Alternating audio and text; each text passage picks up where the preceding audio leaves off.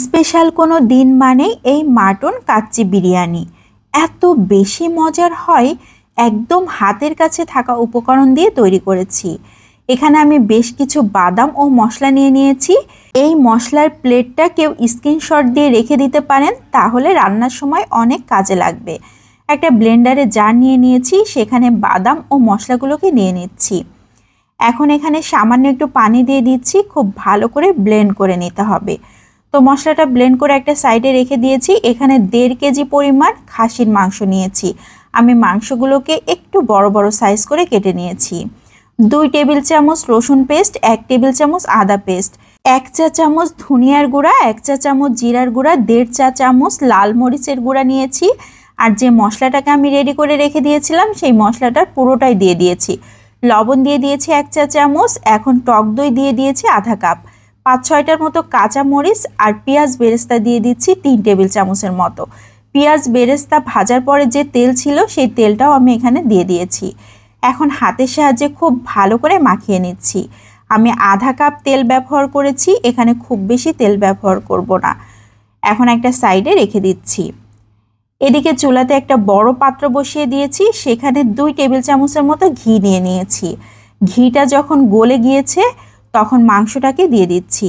মাংসটা ম্যারিনেট করে বেশ কিছুক্ষণ রেখে দিলে কিন্তু অনেক ভালো হয়। আমার হাতে একদমই সময় ছিল না, এই জন্য আমি সাথে সাথে রান্না করে নিচ্ছি। মাংসের বাটিটা ধুয়ে সামান্য একটু পানি দিয়েছি। এখানে আর কোনো পানি দেওয়ার প্রয়োজন হবে না, মাংস থেকে অনেকটাই পানি বের হবে। তো আমি 10 থেকে 12 মিনিট রান্না করে নিলাম। অনেকটাই কিন্তু পানি বের হয়ে গিয়েছে, দেখে বোঝা যাচ্ছে যে এই পানিতেই মাংসটা রান্না হয়ে যাবে। আবারও ঢাকনা দিয়ে ঢেকে রান্না করব একদম 15 মিনিট। ফিরে এসেছি কিন্তু 15 মিনিট পর। মাংস প্রায় সিদ্ধ হয়ে গিয়েছে। এখন দিয়ে দিচ্ছি আলু। আলুগুলোকে আমি একটু মোটা মোটা করে কেটে রেখেছিলাম, সেই আলুগুলোকে দিয়ে দিয়েছি। এখন ঢাকনা দিয়ে ঢেকে আবারও রান্না করে নেব 15 থেকে 20 মিনিট। মাংস কিন্তু একদম কমপ্লিট হয়ে গিয়েছে, দেখেই বোঝা যাচ্ছে যে কত সুন্দরভাবে সিদ্ধ হয়ে গিয়েছে। 1 চা চামচ চিনি দিয়ে দিয়েছি টক দইয়ের সাথে সুন্দর একটা ব্যালেন্সের জন্য। এখন নেড়ে চেড়ে আবারও ঢাকনা দিয়ে ঢেকে রান্না করব যতক্ষণ না পর্যন্ত চালটাকে রেডি করা হয়।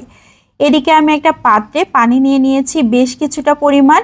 গোটা গরম মশলা দিয়ে দিয়েছি, এলাচ, দারুচিনি, তেজপাতা, লবঙ্গ, শাহি জিরা, জয়ত্রী, গোলমরিচ, কাবাব চিনি, 2টা তেজপাতা দিয়ে দিয়েছি। এখন ঢেকে রান্না করছি যতক্ষণ না পর্যন্ত খুব সুন্দরভাবে বলক চলে আসে। পানিতে খুব সুন্দরভাবে বলক চলে এসেছে।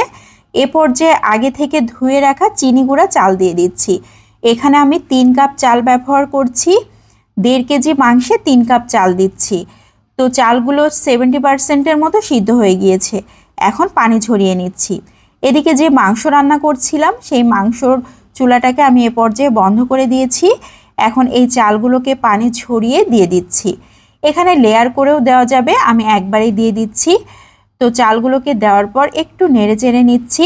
নিচ থেকে হালকা করে একটু নেড়ে দিতে হবে, খুব বেশি নাড়া যাবে না। আর যদি লেয়ার করে দেওয়া হয় তাহলে আর নাড়ার প্রয়োজন হবে না। এখন দিয়ে দিচ্ছি বেশ কিছুটা পরিমাণ কিশমিশ। ঘন করে জাল করা লিকুইড দুধ দিয়ে দিচ্ছি আধা কাপ। 1 টেবিল চামচ ঘি দিয়ে দিচ্ছি। এখন দিয়ে দিচ্ছি ইয়েলো ফুড কালার, এটা একদমই অপশনাল, পছন্দ হলে দিবেন, না হলে স্কিপ করতে পারেন। 2 টেবিল চামচের মতো গোলাপ জল দিয়ে দিয়েছি। এখন ঢাকনা দিয়ে ঢেকে দমে বসাতে হবে। ঢাকনার ছিদ্রটাও একটা লবঙ্গ দিয়ে বন্ধ করে দিয়েছি। আমি ফিরে আসলাম একদম 30 মিনিট পর।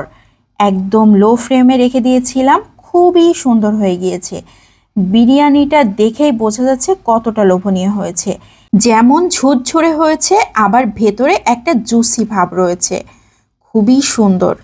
তো এত সুন্দর একটা সেন্ট আসছে, এভাবে যদি বাসায় থাকা উপকরণ দিয়ে তৈরি করা হয় অনেক বেশি মজার হয়।